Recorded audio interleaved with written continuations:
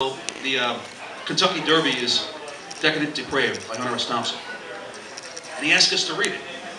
And we sat there for 10, 15, 20 minutes reading this on the projector, the opaque projector screen, you know. And there were laughs and giggles. The first time I had read it in its entirety. And I thought it was stunning. I said, this is great writing. But I also knew that this was a different type of journalism. Okay, but that was already, people already figured that out in 1970, 71. And he asked around the class, said, so what do you think? This is Journalism 101, okay, I'm in my freshman year.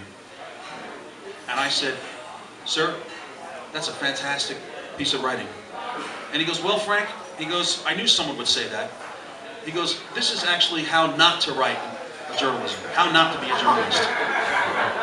Now, I forgot the professor's name, and I'm not sure where he is these days, but here we are, all these years later, celebrating, and how Hunter Thompson, who I spoke to people from all over the world too, who celebrate his work. So his work's been translated, his work has been emulated, so it shows how much that professor. But I tell you what I did do when I left that class, is I went down to the registrar's office and I turned into an English major. And that's when I devoted myself to creative writing. And I think inside of, when you read Hunter's sports articles, you really find a hidden prose writer, a hidden novelist, a hidden poet. And that's really what, to me, and I think it often gets overlooked, but to me that's what struck a chord in me when I read Hunter's work. There's poetry, there's rhythm, there's music, there's the beat, there's the outsider, there's the insider. And that's where he traveled. He hovered in between that place between the inside and the out. And I think, you know, when you go to, for example, and you know what, I'd actually like to read an excerpt from an interview he did, just one paragraph that he did with the Paris Review. Douglas Brinkley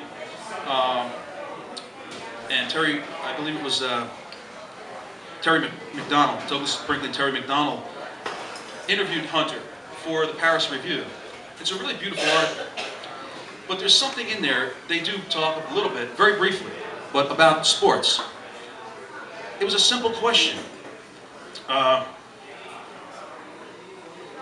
It was a simple question about getting your start as his start as a journalist. And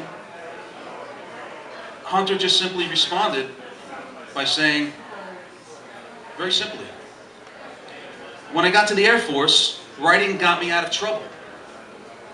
I was assigned to pilot training at Eglin Air Force Base near Pensacola. But I was shifted into electronics, advanced, very intense. 8 months, school with bright guys. I enjoyed it, but I wanted to get back to pilot training. Besides, I'm afraid of electricity. So I went up there to the base education office one day and signed up for some classes at Florida State. I got along well with a guy named Ed, and I asked him about literary possibilities. He asked me if I knew anything about sports. And I said that I had been the editor of my high school paper.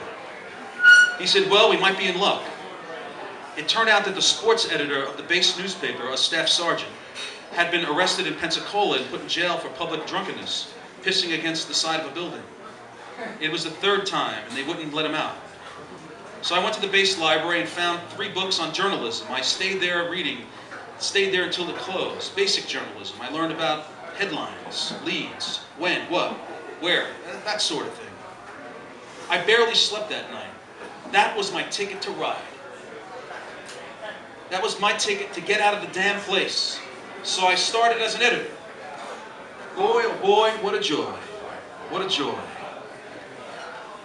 I wrote long Grantland Rice type stories. The sports editor of my hometown, Louisville Courier Journal, always had a column, left-hand side of page, so I started a column. I started my own column, my own column, my own column. And I think there's something really beautiful in that, you know. He found a way into the world of journalism, into the world of, started his professional career as a writer by writing about teams, football teams that nobody really even cared about or knew about. But it got his start. It got him in. So, and he carried that through his entire life, as you know. I mean, the great piece in Story magazine that's out this week. Ron has a piece in there about Rex Chapman, about being at Hunter's kitchen and in his house at Alba Farm. And Ron and Hunter are watching the Phoenix Suns, was it? The game, and playoff game, and they were down by 9 points, and Ron says, I predicted Rex Chapman's going to score 3 threes and tie the game. He probably said it a lot faster than that, but, you know. And I could just see the mania. I could feel it. You know, I've been in that room. I've been in that home, and I could just the electricity of what's happening there. Yeah, the game, and how beautiful how Rex Chapman recently wrote on his own blog how he responded to that. I mean, think about it. A professional NBA player was delighted at the fact that he was mentioned inside the same place as Hunter S. Thompson through Ron Whitehead's work, and I think that says a lot. And while I was preparing for this, I wrote to some people that I know in the sports world, in New York and around the country, and some investigative journalists.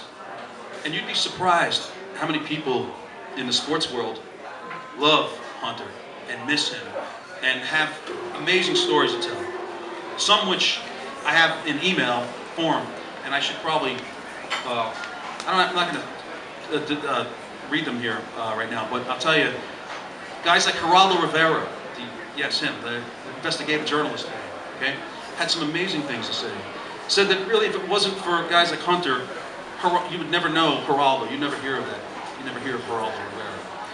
He set a stage for freeing yourself up from being just a beat writer, a beat sports writer on the beat, you know, covering news stories, to being a truth teller. And Hunter said something to the effect of, he once said something that it's impossible to be objective as a journalist. And I really wish some journalists would heed that advice. You know, we talk about bias in the media. You know, there's an inherent bias because they have to sell commercials, they have to make money. So it has to be. So today we live in a society where you can have smartphones and smart cars. Everything's geared to what you like. I pressed here, Google. Well, I looked up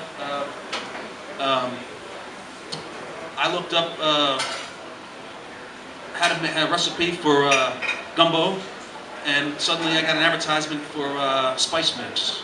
How did they know that? You know, so there's that place. You turn on CNN, they'll tell you one thing. Fox News, it's bottled and it's prepared.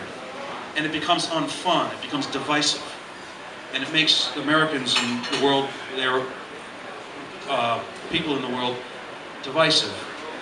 And you go back to Hunter's work and you could feel good again. Even he was delivering us some horrible news or something horrible about the Kentucky Derby, which now, that, as we know, was the birth of what was called gonzo journalism. And I'll read one passage from that, which I highlighted here, about being at the Derby with Stedman, Ralph Stedman. Stedman wanted to see some Kentucky colonels, but he wasn't sure what they looked like. I told him to go